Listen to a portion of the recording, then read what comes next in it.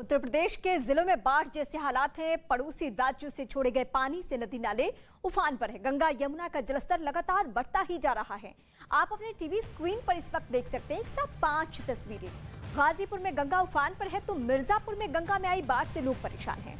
प्रयागराज में गंगा यमुना का जलस्तर लगातार बढ़ रहा है, जिसकी वजह से हर तरफ तबाही ही तबाही है। सिद्धार्थनगर की इस वक्त बात करें तो वहां थाना क्षेत्र उसका बाजार के कूड़ा नदी में पशु चराने गए युवक का पैर फिसल गया, जिससे वो नदी के तेज बहाव में फंस गया। कानपुर देहात में भी कमोबेश ऐसे ही हालात बने हुए हैं, जहां बाढ़ की स्थिति है। लोगों के घरों में पानी भर चुका है, लोग बेहद परेशान हैं। ये 5 तस्वीरें अलग अलग जिले से।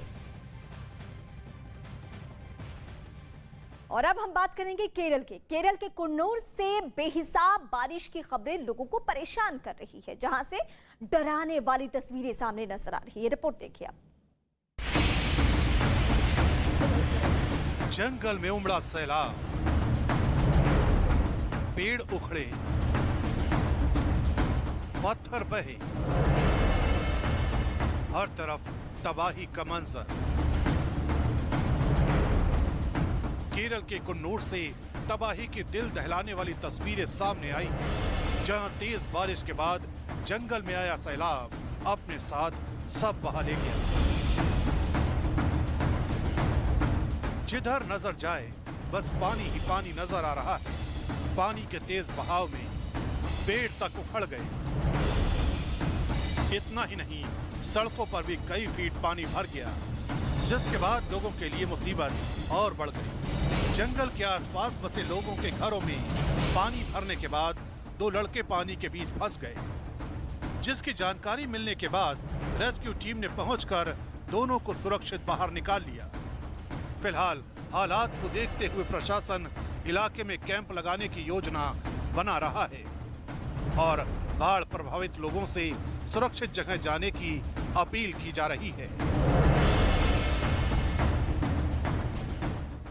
उत्तर प्रदेश के हमीरपुर में बारिश ने लोगों का जनजीवन अस्त व्यस्त कर दिया है। यमुना और बेतवा के जलस्तर से कई गांव बाढ़ की चपेट में आ गए हैं और रिहायशी इलाकों में भी पानी घरों में घुस चुका है। हमीरपुर जिले में बाढ़ ने कहर बरपाना लगातार जारी रखा है। यहाँ पर यमुना और बेतवा दोनों ने रौद्र रूप धारण किया है। दोनों खतरे के निशान से अभी भी ऊपर बह रही हैं। हम ये बोट के सहारे दिखाना चाहते हैं, ये हमीरपुर का शहरी इलाका है, जहाँ पर पुराना बेतवा घाट है, नगर मोहल्ला। किस तरीके से देखिए, घरों में पूरी तरीके से पानी घुस चुका है। एक खंड लोगों के डूब चुके हैं। लोग छतों पर घरों में अपना आशियाना बना करके रह रहे हैं। नीचे सारा सामान जो है, जो निकाल पाए निकल गया है, नहीं तो सारे डूब गया है। और जिला प्रशासन ने बाढ़ राहत केंद्रों में बहुत सारे लोगों को यहाँ से शिफ्ट किया हुआ है। जो है 3 बड़े राहत केंद्र बनाए गए हैं, वहाँ पर जिला प्रशासन ने किया गया। ये देखिए, दिखा देता चाहता हूँ किस तरीके से लोग घरों में ताला बंद करके बहुत सारे लोग यहाँ से जा चुके हैं। बहुत सारे लोग अपनी छतों में रहने को मजबूर हैं। ये इसी तरीके से रिहायशी इलाके के कई ऐसे मोहल्ले हैं जहाँ पर पानी घुस चुका है। प्रशासन लगातार NDRF SDRF की टीम लगातार बचाव कार्य कर रही है। तो उत्तर प्रदेश के कई जिलों में बारिश की तबाही, और ये तस्वीरें इस वक्त आप ग्रामीण इलाके की देख रहे हैं, जहां पे घर के सामने नाव लगाने की नौबत आ गई है, क्योंकि घर के आसपास पूरे इलाके में पानी ही पानी है। अगर किसी को किसी परेशानी के लिए कहीं बाहर जाना है, किसी काम के वास्ते, तो इस नाव का सहारा लेना होगा। आप देखिए, ये रिहायशी इलाका, और यहाँ पे आम लोग अपने घर की छतों पर रहने को मजबूर हैं। कुछ ऐसे लोग हैं जो कि सुरक्षित जगहों पे नहीं जाना चाहते अपना घर छोड़कर, तो वो यहीं रहते हैं, लेकिन उनके घर के आसपास आप ये नाव देख रहे हैं।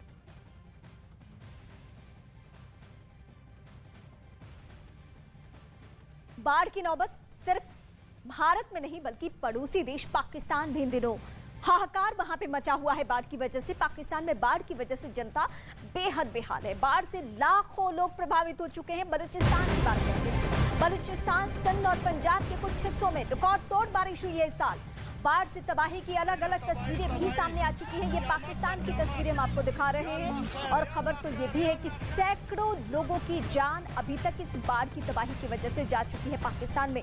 बलूचिस्तान, पंजाब प्रांत के अलग अलग हिस्से और इसके अलावा सिंध प्रांत में भी बारिश ने कहर बरपा दिया है। ये जो आप समंदोज होते एक तस्वीर देख रहे हैं, वो दरअसल किसी का मकान है और वो भी पूरी तरीके से धराशायी हो गया है। ये पाकिस्तान की तस्वीरें भयावह इसलिए दिख रही है क्योंकि इस साल इतना बारिश हुआ, मूसलाधार बारिश, और उसके बाद जो परेशानी है वो आप देख सकते हैं। फिलहाल जो टीवी स्क्रीन की तस्वीर है वो पाकिस्तान के क्वेटा की, और जो लोग हैं वो एक दूसरे की मदद करते हुए भी नजर आ रहे हैं। कहीं कोई फंसा हुआ है तो ये शहरी इलाका, ये रहायशी इलाका, और यहाँ पे भी लोग परेशान हैं, लेकिन दिनचर्या को इसी बाढ़ पानी के हालात में अपने आप को कैसे भी संभालते हुए कहीं अगर किसी को जाना हो तो वो जा रहे हैं। लेकिन भारत से ज़्यादा स्थिति खराब है बाढ़ की वजह से। फिलहाल ये बलूचिस्तान की तस्वीर आप देखिए, लोग कितने मजबूर हैं, कहीं कोई सहारा नहीं है, खुद से ही वहां पे अपने आप को महफूज रखने के लिए घर से बाहर किसी सुरक्षित ठिकाने पे निकल रहे हैं ये लोग।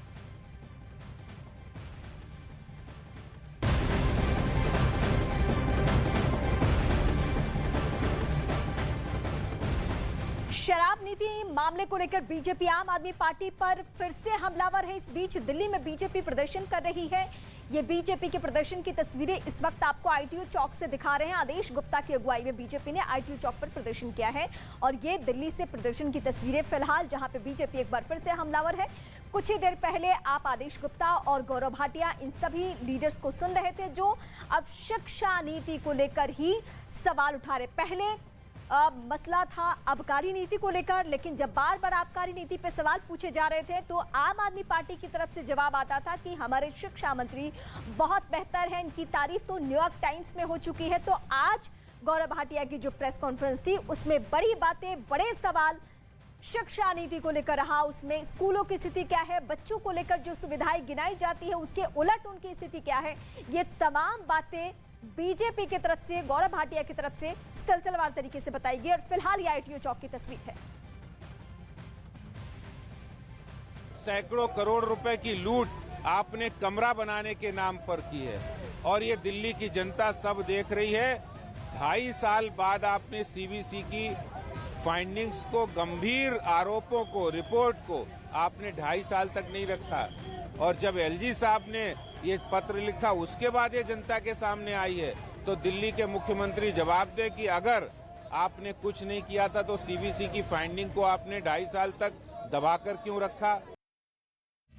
ये नया इंडिया, नए नजरिए का इंडिया, जहां लोगों का नंबर 1 भरोसा बनता है वो, जो उनके मुद्दे उनकी आवाज निडर होकर उठाता है, लोगों की नंबर 1 पसंद बनता है वो, जो सिर्फ रफ्तार नहीं जिम्मेदारी पर भी विश्वास रखता है। देश का नंबर 1 न्यूज चैनल बनता है वो, जो देश हित और जनहित दोनों को सर्वोपरि समझता है। न्यूज 18 इंडिया, नए इंडिया का नया नंबर 1 न्यूज चैनल अपनी ताकत को कई गुना बढ़ाने में जुटा हुआ है। यही वजह है कि इतनी शक्तिशाली नौसेना होने के बाद भी चीन एक साथ 5 052D डिस्ट्रॉयर बना रहा है। 052D चीन की नेवी में शामिल गाइडेड मिसाइल विध्वंसक है। 7,500 टन वजनी और 157 मीटर लंबा ये डिस्ट्रॉयर कई घातक हथियारों से लैस होता है। इसमें जमीन से हवा में कम दूरी तक मार करने वाली 24 मिसाइलें लगी होती हैं, जबकि ये लंबी दूरी तक हमला करने वाली 64 मिसाइलों से भी लैस होता है। इसकी सबसे बड़ी खासियत है कि ये पनडुब्बियों को भी आसानी से ध्वस्त कर देता है। और कहा जाता है कि चीन का यही डिस्ट्रॉयर उसे इतनी हिम्मत देता है कि वो अमेरिका की आंखों में आंखें डालकर बात करता है। इतना ही नहीं, वो दक्षिण चीन सागर में मौजूद अमेरिकी नौसेना के 7वें बेड़े की भी परवाह नहीं करता, जिसे अमेरिका की नौसेना का सबसे ताकतवर बेड़ा कहा जाता है। ताइवान पर चीन से तनातनी के बाद से ही अमेरिका ने अपने 7वें बेड़े को दक्षिण चीन सागर में तैनात कर रखा है। इसके बाद भी चीन लगातार ताइवान को डरा रहा है, अपनी नौसेना का दम दिखा रहा है। लेकिन अब चीन से एक साथ 5 052D डिस्ट्रॉयर बनाने की जो तस्वीर आई, उसने ताइवान को और दहला दिया। क्योंकि चीन की नेवी के आगे ताइवान की नेवी दूर दूर तक नहीं टिकती। ताइवान हर तरफ से समंदर से घिरा है। चीन जब चाहे अपनी नेवी के जरिए ताइवान को चारों तरफ से घेर सकता है। यानी समंदर में जंग हुई तो चीन ताइवान को तबाह कर देगा। इस बीच चीन के ताइवान पर लगाए इंपोर्ट बैन की वजह से वहां के छोटे कारोबारियों को बड़े नुकसान की चिंता सताने लगी है। असल में दक्षिण चीन सागर में अमेरिका के बढ़ते दखल और नैन्सी पेलोसी की ताइवान यात्रा से चीन बौखलाया हुआ है और वो इस कदर भड़का हुआ है कि उसने ताइवान को बर्बाद करने की जैसे कसम ही खा ली हो। पेलोसी के दौरे के बाद चीन ने पहले तो ताइवान के चारों तरफ करीब 1 हफ्ते तक लाइव फायर ड्रिल की। इस दौरान ताइवान को डराने के लिए चीन की सेना ने दर्जनों मिसाइलें उसकी समुद्री सीमा में दागी। कई दिनों तक उसके लड़ाकू विमान ताइवान के आसमान में गरजते रहे। इसके बाद चीन ने ताइवान की कमर तोड़ने के लिए उस पर कई तरह के आर्थिक प्रतिबंध भी लगा दिए, जिसका सबसे ज्यादा असर वहां रहने वाले छोटे कारोबारियों पर पड़ रहा है। क्योंकि वहां के ज्यादातर कारोबारी चीन को ध्यान में रखकर फलों और दूसरी चीजों का उत्पादन करते हैं, लेकिन चीन और ताइवान के बीच बने जंग के हालात की वजह से उनमें हड़कंप मचा, क्योंकि चीन ने ताइवान से आने वाली कई चीजों पर बैन लगा दिया है। असल में ताइवान के खट्टे फलों और छोटी समुद्री मछलियों की चीन में भारी डिमांड है। इसी वजह से वहां के किसान और मछुआरे चीन को ध्यान में रखते हुए बड़े पैमाने पर इनका उत्पादन और कारोबार करते हैं। लेकिन पेलोसी की ताइवान यात्रा के बाद से हालात पूरी तरह बदल गए। चीन ने न सिर्फ ताइवान को डराने के लिए एक के बाद एक कई मिलिट्री ड्रिल की, बल्कि उसने वहां की अर्थव्यवस्था को बर्बाद करने के लिए उस पर इंपोर्ट बैन तक लगा दिया, जिसका असर यह हुआ कि चीन से ताइवान की कारोबारियों को मिले सभी ऑर्डर कैंसिल कर दिए गए। हालांकि प्रतिबंध के बाद भी चीन में ताइवान से आने वाले फलों और दूसरी चीजों का बेसब्री से इंतजार किया जा रहा है। लेकिन आर्थिक पाबंदियों की वजह से सारा कारोबार ठप है, जिससे ताइवान के छोटे कारोबारियों को बड़े नुकसान की चिंता सताने लगी है। ताइवान का आरोप है कि चीन के लगाए सारे प्रतिबंध राजनीति से प्रेरित हैं, जबकि चीन की दलील यह है कि ताइवान से आने वाली मछलियों में प्रतिबंधित केमिकल मिलाया जाता है, जिससे वो जहरीली हो जाती हैं, और इसी वजह से उन पर बैन लगाया गया है। इसी तरह 1 साल पहले चीन ने ताइवान से आने वाले अनानास पर भी खतरनाक केमिकल मिलाने का आरोप लगाते हुए बैन लगा दिया था। मतलब ये कि ताइवान को हथियाने के लिए चीन हर हथकंडा अपना रहा है। सेना का डर दिखाने से लेकर आर्थिक प्रतिबंध लगाने तक चीन वो सब कुछ कर रहा है जिससे ताइवान घुटनों पर आ जाए। लेकिन चीन इतना शातिर है कि उसने वहां से आने वाली हर चीज को बैन नहीं किया है, और उसने सिर्फ उन्हीं चीजों पर इंपोर्ट बैन लगाया है जिनके नहीं आने से उसे कोई नुकसान न हो। यही वजह है कि चीन ने सेमीकंडक्टर चिप को इस प्रतिबंध से अलग रखा है। वो जानता है कि इस पर बैन लगाने से उसे न सिर्फ नुकसान होगा, बल्कि उसकी घरेलू जरूरत भी पूरी नहीं हो पाएगी। मतलब ये कि ताइवान पर इंपोर्ट बैन लगाने के पीछे चीन की सोची समझी चाल है। क्योंकि ताइवान चीन का सबसे बड़ा ट्रेडिंग पार्टनर है। चीन अपने कुल इंपोर्ट का करीब 28% चीजों का आयात ताइवान से ही करता है। हालांकि जानकारों का कहना है कि चीन के लगाए आर्थिक प्रतिबंध काफी हद तक आंशिक हैं, लेकिन असलियत यह है कि इसकी मार सबसे ज्यादा वहां के छोटे कारोबारियों पर पड़ रही है। उधर ईरान ने कई घातक ड्रोन की ड्रिल करके अमेरिका को चिढ़ाने में कोई कसर नहीं छोड़ी। 2 दिन तक चली इस ड्रिल में ईरान की सेना ने 150 से ज्यादा ड्रोन के जरिए दुनिया को अपनी ताकत दिखाई, और खास तौर पर अमेरिका को यह साफ कर दिया कि वो ईरान को कमजोर न समझे। इसके लिए ईरान ने इस ड्रिल को प्लान के हिसाब से ही आगे बढ़ाया। 2 दिन की इस ड्रिल के पहले दिन ईरान ने सभी ड्रोन को अपने गुप्त ठिकानों से निकाला और दुनिया को उनकी झलक दिखाई दी।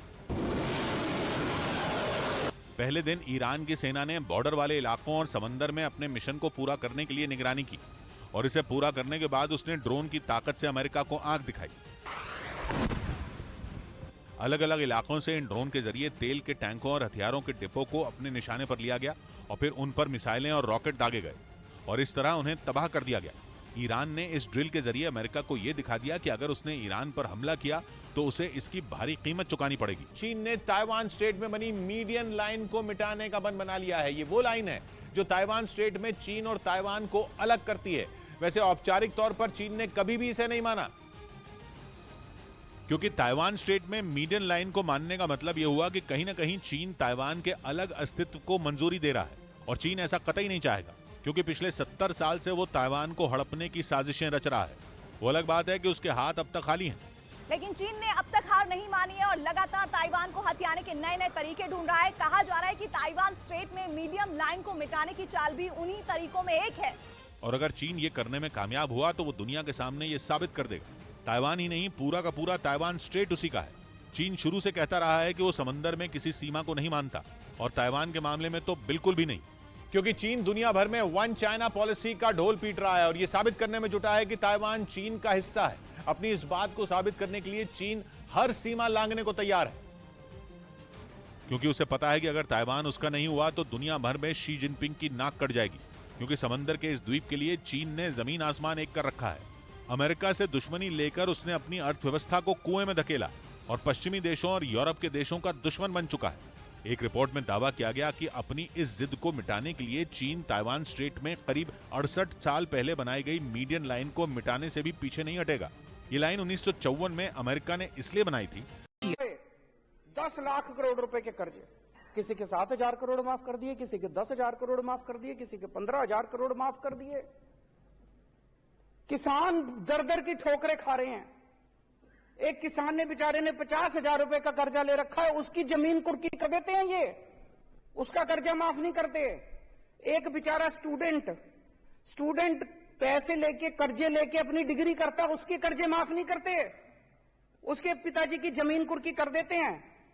एक बेचारा किसी ने मिडिल क्लास का आदमी है, उसने एक गाड़ी खरीद ली कर्जा लेके, अगर वो एक इंस्टॉलमेंट नहीं देता ये गाड़ी जब्त करने आ जाते हैं। अगर एक मिडिल क्लास वाले ने घर खरीद लिया, लोन लेके, अगर वो एक इंस्टॉलमेंट नहीं देता उसका घर जब्त कर लेते हैं।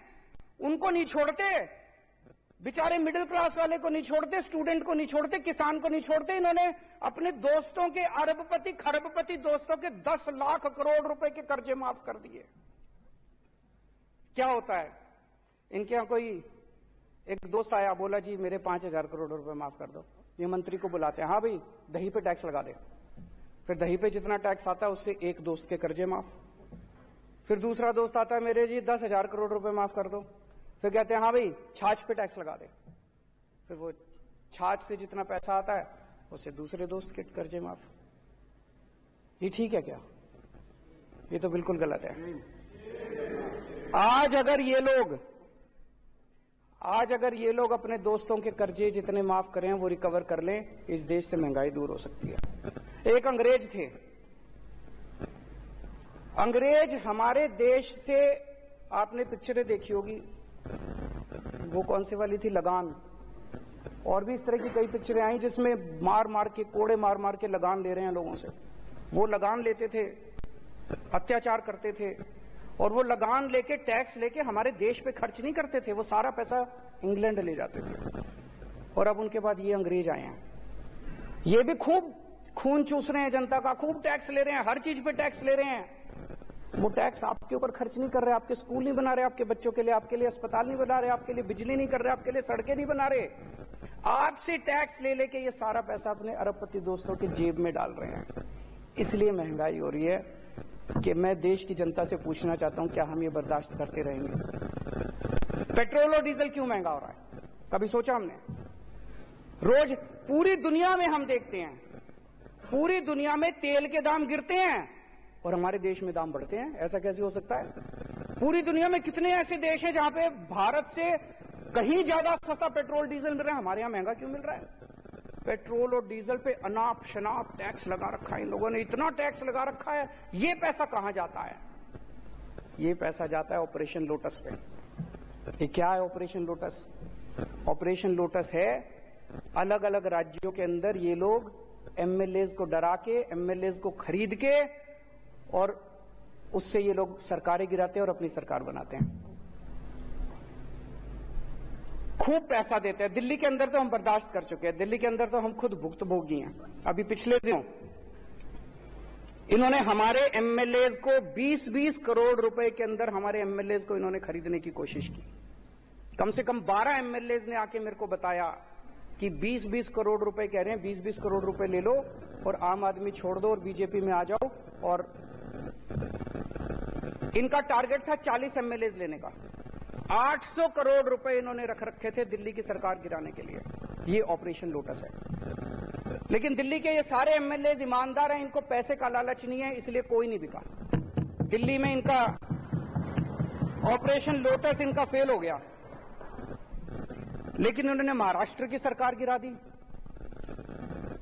इन्होंने मध्य प्रदेश की सरकार गिरा दी, इन्होंने कर्नाटक की सरकार गिरा दी, इन्होंने मेघालय की सरकार गिरा दी, इन्होंने गोवा की सरकार गिरा दी, मणिपुर की, अरुणाचल प्रदेश की, बिहार की, असम की सरकार गिरा दी, और वे कुछ दिन में झारखंड की सरकार गिराने वाले हैं। कैसे गिराई ये सरकारें? हमने सुना है कि कई जगहों पर तो इन्होंने 50-50 करोड़ रुपए दिए हैं एक एमएलए को, पर दिल्ली में ये 20-20 करोड़ दे रहे थे। 20 करोड़ ही मान लेते हैं, चलो एक एमएलए को इन्होंने 20-20 करोड़ में खरीदा, तो 277 एमएलए खरीदे हैं इन्होंने अभी तक पिछले 5-7 साल में। 277 एमएलए दूसरी पार्टियों के, 277 एमएलए 20-20 करोड़ रुपए के हिसाब से 5,540 करोड़ रुपए हो गए। और 800 करोड़ रुपए दिल्ली के, तो 6300 करोड़ रुपए 6300 करोड़ रुपए इन्होंने ऑपरेशन लोटस पे सरकारें गिराने में, एमएलए खरीदने में खर्च किए हैं। इसलिए आपका पेट्रोल और डीजल महंगा हो रहा है। अगली बार जब आपका पेट्रोल और डीजल महंगा हो, समझ जाना किसी देश के अंदर किसी राज्य की सरकार गिरने वाली है। अगर कहीं किसी राज्य की सरकार गिरे तो समझ लेना कि पेट्रोल और डीजल का जो आपका दाम दे के आते हो, भरवाने जाते हो लाइनों में खड़े होकर पैसे, वो सारा पैसा वो एमएलए खरीदने में गया। जहां भी सरकार, अब झारखंड की सरकार गिरेगी, देख लेना आने वाले अगले 15-20 दिन के अंदर पेट्रोल और डीजल के दाम ना बढ़ जाए तो। और वो दाम बढ़ेंगे किस लिए? झारखंड के एमएलए खरीदने के लिए, दिल्ली के एमएलए खरीदने के लिए। ये सीधा सीधा लिंक है जो आज लोगों को समझ में आने लगा है। आजादी के 75 साल में मुझे लगता है कि सबसे ज्यादा भ्रष्ट अगर कोई सरकार है तो मौजूदा सरकार है केंद्र के अंदर। इससे ज्यादा भ्रष्ट सरकार आज तक कभी नहीं आई। जिस तरह से ये लोग 10 लाख करोड़ रुपए इनके दोस्त खा गए, 6300 करोड़ रुपए से इन्होंने एमएलए खरीदे और लाल किले पे खड़े होकर कहते हैं मैं भ्रष्टाचार के खिलाफ लड़ रहा हूं। अरे बेवकूफ बना रहे हो इस देश के लोगों को। मैं भ्रष्टाचार के खिलाफ लड़ रहा हूं। अरे कौन मानेगा भ्रष्टाचार के खिलाफ? पूरे सरेआम बाजार के ऊपर, बाजार में तुम एमएलए खरीदते फिर रहे हो और कह रहे हो मैं भ्रष्टाचार के खिलाफ लड़ रहा हूं।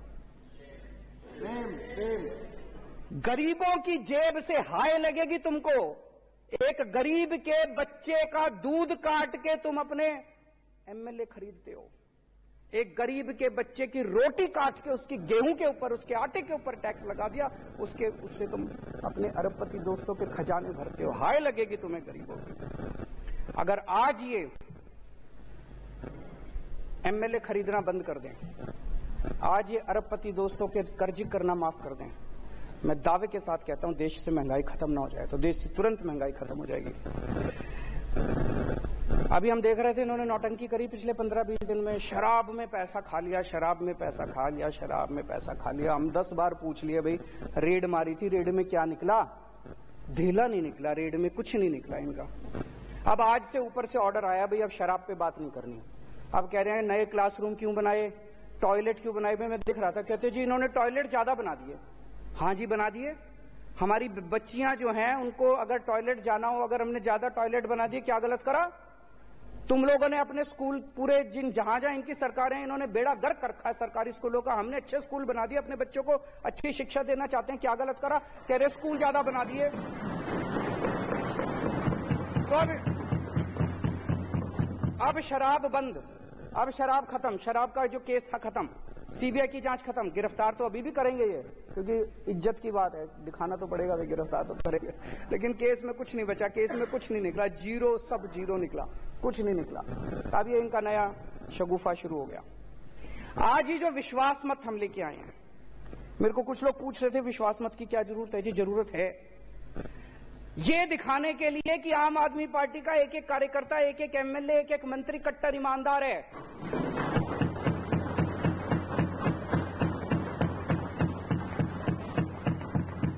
ये दिखाने के लिए कि मध्य प्रदेश में ऑपरेशन लोटस सक्सेसफुल हो गया, गोवा में ऑपरेशन लोटस सक्सेसफुल हो गया, कर्नाटक में ऑपरेशन लोटस सक्सेसफुल हो गया, महाराष्ट्र में हो गया, लेकिन दिल्ली में आके टाइटा फिस हो गया। इन्होंने पूरी कोशिश करी 20-20 करोड़ रुपए के अंदर हमारे एमएलए खरीदने की। कॉन्फिडेंस मोशन से हम ये साबित करेंगे दिल्ली की जनता को कि एक भी एमएलए नहीं बिका, कोई नहीं बिका, एक भी नहीं बिका। एक भी खरीद के दिखा दो, हम मान जाएंगे। आज मैं चैलेंज करता हूं इस सदन के, एक भी खरीद के दिखा दो तो हम मान जाएंगे। तो इसलिए ये कॉन्फिडेंस मोशन लेके आए हैं। अध्यक्ष महोदया, मैं आपकी अनुमति से निम्नलिखित प्रस्ताव प्रस्तुत करता हूं कि यह सदन मंत्री परिषद में विश्वास व्यक्त करता है।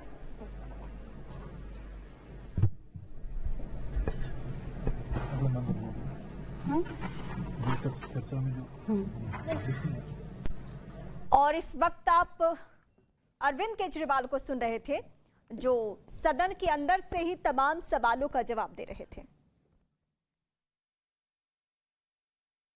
कारोबारियों पर पड़ रहा है, क्योंकि वहां के ज्यादातर कारोबारी चीन को ध्यान में रखकर फलों और दूसरी चीजों का उत्पादन करते हैं, लेकिन चीन और ताइवान के बीच बने जंग के हालात की वजह से उनमें हड़कंप मचा, क्योंकि चीन ने ताइवान से आने वाली कई चीजों पर बैन लगा दिया है। असल में ताइवान के खट्टे फलों और छोटी समुद्री मछलियों की चीन में भारी डिमांड है, इसी वजह से वहां के किसान और मछुआरे चीन को ध्यान में रखते हुए बड़े पैमाने पर इनका उत्पादन और कारोबार करते हैं। लेकिन पेलोसी की ताइवान यात्रा के बाद से हालात पूरी तरह बदल गए।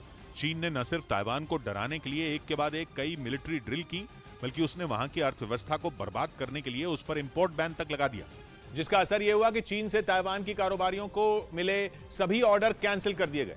हालांकि प्रतिबंध के बाद भी चीन में ताइवान से आने वाले फलों और दूसरी चीजों का बेसब्री से इंतजार किया जा रहा है।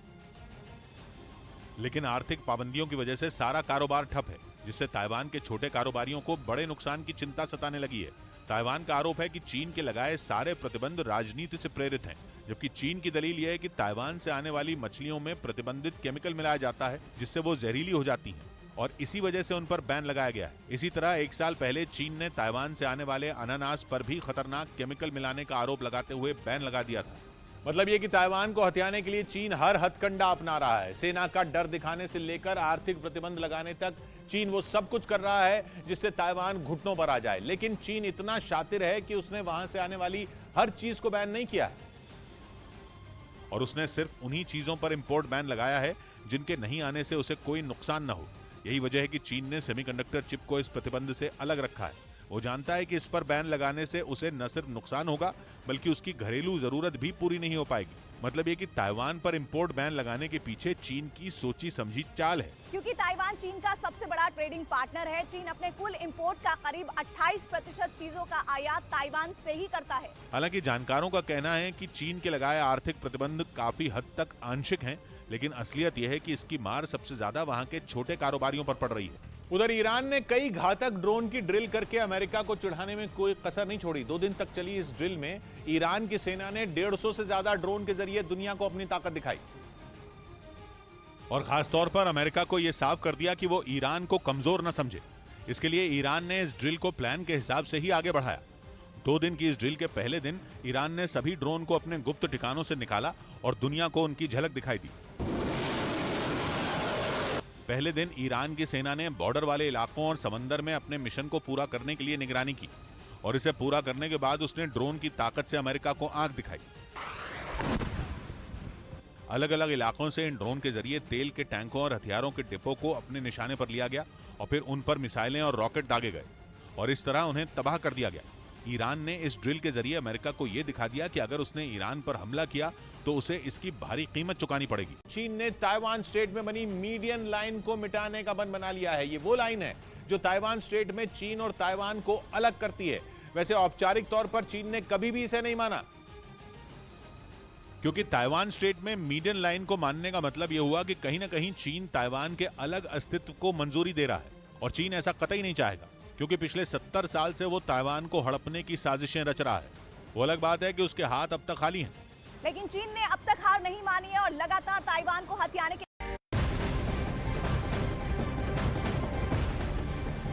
बड़ी खबर इस वक्त झारखंड के दुमका से, जहां करीब 5 दिनों तक जंग लड़ने के बाद दुमका की वो बेटी आखिरकार जंग हार गई और रांची के रिम्स अस्पताल में इलाज के दौरान उसकी मौत हो गई। लड़की की मौत की खबर दुमका पहुंचते ही लोगों का गुस्सा फूट पड़ा है और उन्होंने सड़क पर निकलकर हंगामा करना शुरू कर दिया है। लड़की का शव जैसे उसके घर पहुंचा, वहां लोगों की भीड़ इकट्ठा हो गई। हालांकि इस बीच अपडेट हम आपको ये भी कर दें कि लड़की की गिरफ्तारी हो गई है, उस लड़के की जिसने फोन किया था लड़की को और उसने बात करने से इनकार किया। इसी महज बात को लेकर इतना बवाल मचा कि उसने पेट्रोल छिड़ककर जिंदा जला दिया। अब लोगों का गुस्सा इस घटना को लेकर बहुत ज्यादा देखने को मिल रहा है और पूरे इलाके को छावनी में तब्दील कर दिया गया है। चप्पे चप्पे पर पुलिस कर्मियों को तैनात कर दिया गया है और कड़ी सुरक्षा के बीच आज लड़की का अंतिम संस्कार होना है और अंतिम यात्रा निकाली गई है। अंतिम यात्रा में सैकड़ों लोग शामिल हैं। का पालन किया और खुलकर कभी अपने जहाजों या युद्धपोतों को मीडियन लाइन की दूसरी ओर नहीं भेजा। लेकिन पेलोसी की ताइवान यात्रा के बाद चीन बौखलाया हुआ है और वो सारे काम खुलकर कर रहा है जिनसे वो बचता था। पेलोसी की ताइवान यात्रा के बाद कई बार खबरें आई कि चीन की नेवी के जहाज ताइवान स्ट्रेट में ताइवान की सीमा में घुस गए, जिसका मतलब यह हुआ कि चीन दुनिया को संदेश देना चाहता है कि वो ताइवान स्ट्रेट में किसी सीमा को नहीं मानता। खबर है कि कुछ दिन पहले उसने ताइवान की 6 तरफ से नाकेबंदी कर जो मिलिट्री ड्रिल की थी, उसमें तो उसके युद्धपोतों ने जानबूझकर मीडियन लाइन को पार किया था। ये बात खुद ताइवान ने चीख चीख कर दुनिया को बताई थी और दावा किया था कि चीन केवल उसकी सीमा के आसपास मिसाइलें ही नहीं दाग रहा बल्कि ताइवान स्ट्रेट में उसकी सीमा के अंदर घुसपैठ भी कर रहा है। ताइवान की सरकार ने खुलकर कहा था कि चीन ये सब इसलिए कर रहा है क्योंकि वो जंग करना चाहता है और अपने इरादों में कामयाब होने के लिए शी जिनपिंग की सेना कुछ भी कर गुजरने को तैयार है। ताइवान के एक सिक्योरिटी एक्सपर्ट ने तो यह तक दावा किया कि चीन ताइवान पर इस हद तक दबाव बना देना चाहता है कि ताइवान खुद मीडियन लाइन के मुद्दे पर घुटने टेक दे, जिससे चीन का ताइवान तक पहुंचने का काम आसान हो जाएगा क्योंकि उसके जहाज बिना रोक टोक ताइवान स्ट्रेट में घूम सकेंगे। लेकिन ताइवान ने भी पूरा दम लगा दिया है और उसके विदेश मंत्री ने कुछ दिन पहले ही बयान दिया था कि ताइवान स्ट्रेट में मीडियन लाइन को बजाय रखने के लिए उसे और अमेरिका को मिलकर काम करना होगा। चीन ने ताइवान के मुद्दे पर अमेरिका को सीधी धमकी भी दे दी कि अगर उसने अपने कदम पीछे नहीं खींचे तो वो जंग के लिए तैयार रहे। वहां के सरकारी अखबार ग्लोबल टाइम्स में छपी खबर के मुताबिक गुआम समेत अमेरिका के कई सैन्य ठिकाने चीन के हमले की जद में है और अगर अमेरिका ताइवान के मामले में ऐसे ही टांग अड़ाता रहा तो उसे गंभीर नतीजे भुगतने होंगे। यानी चीन ने एक बार फिर साफ कर दिया कि वो अमेरिका की ताकत के आगे झुकने वाला नहीं है। ग्लोबल टाइम्स में छपे लेख में यह दावा भी किया गया कि अमेरिका जानबूझकर ऐसे हालात पैदा कर रहा है जिससे जंग छिड़ जाए। दक्षिण चीन सागर में अपनी नौसेना की ताकत दिखाकर वो चीन को लगातार चिढ़ा रहा है। चीन ने तो यहां तक कह दिया कि अगर अमेरिका ने मजबूर किया तो वो चुपके से हमला नहीं करेगा बल्कि पूरी दुनिया के सामने ऐलान करके उसके सैन्य ठिकानों को निशाना बनाएगा। और अमेरिका को दी गई अपनी धमकी के लिए चीन ने दूसरे विश्व युद्ध के दौरान उसके नेवल बेस पर्ल हार्बर पर हमले का जिक्र किया। उस वक्त जापान ने चुपके से हमला करके पर्ल हार्बर को तबाह कर दिया था और 1941 में हुए इसी हमले के बाद अमेरिका भी दूसरे विश्व युद्ध में कूद गया था। उसने मित्र देशों की ओर से मोर्चा संभाला। अमेरिका ने 1945 में जापान के हिरोशिमा और नागासाकी पर जब परमाणु बम गिराए तो उसे पर्ल हार्बर का बदला माना गया था और उसी घटना को याद दिलाते हुए चीन ने ताल ठोकी कि गुआम पर्ल हार्बर नहीं है और चीन जापान नहीं है। मतलब ये कि उसने अमेरिका को बड़ी चुनौती दी कि वो उसके गुआम बेस को चुपके से निशाना नहीं बनाएगा और अगर उसने गुआम बेस पर हमला कर भी दिया तो अमेरिका उसे जापान समझकर हल्के में लेने की गलती न करे। और चीन की इस खुली धमकी के बाद कहा जा रहा है कि वो प्रशांत महासागर में अमेरिका की बढ़ती सैन्य ताकत से बुरी तरह बौखला गया है। खासतौर पर गुआम नौसैनिक अड्डे पर अमेरिका ने जिस तरह से खतरनाक हथियार जमा कर रखे हैं उसने चीन की नींद उड़ा दी है और माना जा रहा है कि ताइवान तो इस वक्त चीन के लिए सिर्फ एक बहाना है। उसके सीधे निशाने पर अमेरिका का नौसैनिक बेस गुआम है। कुछ दिनों पहले यह खबर भी आई थी कि चीन गुआम बेस पर हमले की तैयारी कर रहा है। इसके लिए उसने करीब 5000 किलोमीटर दूर इंडिया का प्राइड, मेरा प्राइड, वीकेसी प्राइड कड़ी मेहनत का जश्न मनाइए। झारखंड के दुमका में लड़की को जलाकर मारने के मामले में पकड़ा तूल घटना के विरोध में बीजेपी समेत कई सामाजिक संगठनों का विरोध प्रदर्शन। पुलिस ने आरोपी समेत 2 लोगों को किया गिरफ्तार।